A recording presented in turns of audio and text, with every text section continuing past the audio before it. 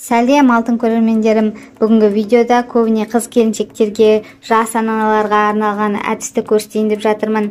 Егер сіздің кеудеңіз ісіп, ауырып, салқын тисе кеудеңізге осы әдісті жасап көріңіз. Бұл әдісті мен көбіне өзім жасаймын, өз тәжірибемнен шыққан әдіс.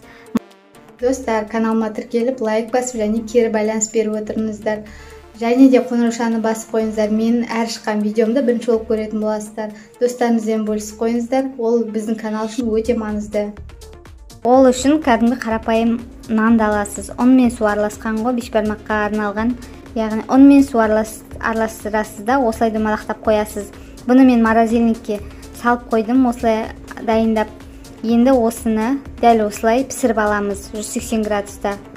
Осылай пешке салып пісіріп аласыз 180 градуста. Нанымыз дайын болды, осылай қызарған кезде аласыз. Осы алған нанды орамалмен кеудеңізге басасыз. Басқаннан кейін массаж жасап жіберіңіз. Жібітеді, яғни қатып қалған сүтті жібітеді кеудеңіздегі. Массаж жасап жіберіңіз өз қолыңызбен. Осылай орамалмен ыссы күйінде басасыз кеудеңізге. Құрметті менің алтын достарым, бұл әдіс өзім тәжірибемнен өткен әдіс, сіздерге де көмегі тиіп қалар деп шығарып отырмын. Каналыма тіркеліп, лайк басып және колокольчикті басып қойыңыздар. Сіздердің лайктарыңызға қарап, комментарияларыңызға қарап мен видеоны шығарып отырамын. Келесі видеода кездескенше, құрметті алтын достарым, сау болыңыздар.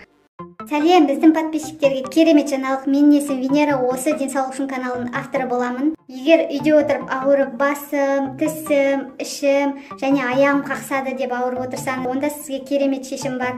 Денсаулыққа арналған лайфхак видеоларын көргіңіз келсе, оны қалай жасайтынын білгіңіз келсе, ол үшін біздің каналға өтіп, подписация батырмасын басып, каналды бір рет обновить етсеңіз, біздің подписчиктер көретін видео бонус пайда болады.